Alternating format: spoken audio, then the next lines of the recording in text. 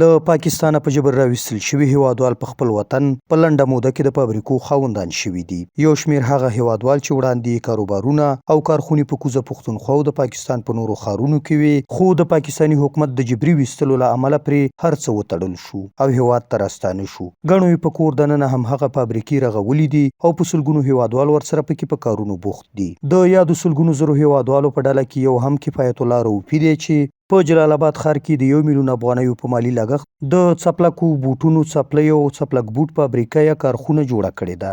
روفي زیاتوي په یاده کارخونه کې 10 تنو ته د کار کولو زمینه برابره کړې ده. هغه وایي راتلونکي ته پلان لري چې خپل باکیفیته توکي د ننګرهار په شمول د هیواد هرې څنډې ته ورسوي او سلګونو خلکو ته د کار زمینه برابره کړي. د روفي په خبره که لاسنیوی وشي، اراده لري پانګه اچونه زیاته کړي، خپله فابریکه د ننګرهار ولایت صنعتي پارک ته انتقال کړي او د هیواد په کچه تولیدات ولري.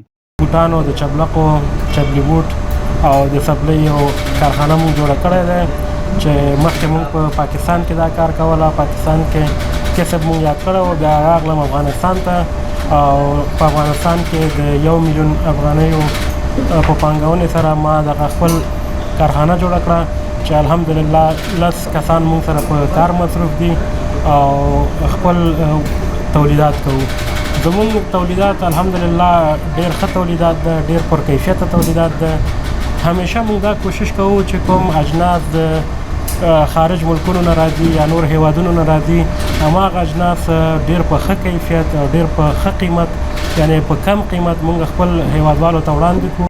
ښاغلی روفي همدارنګه زیاتوي خوښ دی چې په هیواد کې پانګونه کړې او بازار یې د پردیو هیوادونو د څپلکو او بوټونو په پرتله تود دی او په کیفیت یې ډاډه وي. دی همدارنګه په هغو پانګوالو غږ کوي چې لا هم په پردیو هیوادونو کې پانګه اچونه کوي او نورو ته یې ګټه رسوي، څو په خپل هیواد کې په مختلفو برخو کې پانګه اچونه وکړي. په خبره یې اوس له بل هر وخت له ټولو اړخونو ډېر په ښه شکل پانګه اچونې لپاره زمینه برابره ده او حکومتي مسؤلین هم هغه خلکو ته په ارزښت قایل دي چې په کور دننه کارخونې جوړوي او نور خلک له ځان سره په کار مصروفوي. اوس خو الحمدلله د هیواد کې پانګه اچونه ډېر ښه دی، ولې چې ښه مؤثر دی، ښه فرصتونه شته، ولې چې ډېر کمبودیانې موږ لرو په افغانستان کې. هغه اجناس چې خارجي ملکونو نه راځي، زموږ کوم تجار چې راوړي، اول باید هماغه دا فکر وکړي چې دغه جنس د نورو ملکونو نه راوړم، باید د دغه جنس فابریکه د خپل وطن کې جوړ کړم. نو دغه امکانات زموږ د وطنوالو سره زیات دي، کوم چې د هیواد نه بهر پانګه کړی دی. نو دوی کولی شي چې دغه کارونه وکړي او شکر الحمدلله امنیتي لحاظ نه څه مشکل نشته او اقتصاد شکر دی ښه دی. نور به په امید یو چې نور به هم ښه کېږي. نو تقاضا هم د دې خلکو نه همدا ده چې راځي چې خپل هیواد کې د پانګه. بل خوا په یاده فابریکه کې په کار بوخت کسان تر ډیره هغه څوک دي چې په کوزه پښتونخوا کې د څپلکو او بوټونو د جوړولو په برخه کې کلونه کار کړي. دوی وایي دا ورته په زړه پورې ده چې په خپل هیواد کې کار کوي، د پردي هیواد له سرګردانۍ او ستونزو خلاص شوي دي. په کارخونه کې بوخت کار کوونکي زیاتوي هڅه کوي څو نور ځوانان هم وروسي او په راتلونکي کې هر یو د خپل کاروبار خاوند شي. دوی زیاتوي هغه ځوانان چې هیلې جوړوي او وایي په هیواد کې ورته کاري فرصتونه نشته، کومې پیسې چې بهر ته د تلو په موخه په قاچاقي لارو مصرفوي، دلته یې هر ډول کاروبار جوړېدلی شي خو که اراده شتون ولري. الله شکر ده الحمدلله ډېر خوشحاله یو په دې باندې چې په خپل هیواد کې خدای پاک د کار زمینه برابر کړه. اوس دغه د ماشومانو د مکتب فیسونه دا هم دې نه خدای پاک پوره کوي. مثال د مدرسې شو دا هم خدای پاک پوره کوي، د کور مصارف هم خدای پوره کوي. په دې باندې خوشحاله یو، پکې ډېر خوشحاله یم.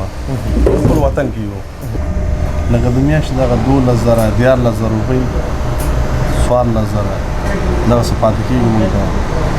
نو بس گزاره مو سره کېږي. دا خو ډېر یو د فخر او د شکر ځای دی چې مطلب راشو دلته کار کوو او ځو خپل سهار راشو خپل کار ته او ماښام ځو. دا خو ډېر یو خوشحالۍ خبره، بیا خپل په وطن کې لکه خوشحاله. هاخوا د جلال آباد ښار اوسیدونکي خوښ دي چې د ګڼو نورو برخو ترڅنګ د بوټ او څپلکو په برخه کې هیواد پر ځان بساینې خواته روان دی.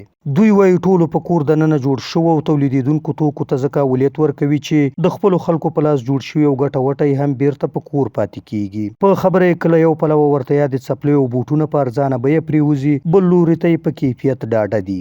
ننګرهار کې د چپلکو او د بوټونو فابریکه جوړه شوې ده چې په ننګرهار ولایت کې ډېری ځوانان په کار بوخت دي د کورني تولیداتو ګټه دا ده چې یو خو ځوان نسل په کار اخته کېږي، روزګار ورسره ښه کېږي، کاروبار کوي او د ډوډۍ نفقه ځان ته پیدا کوي.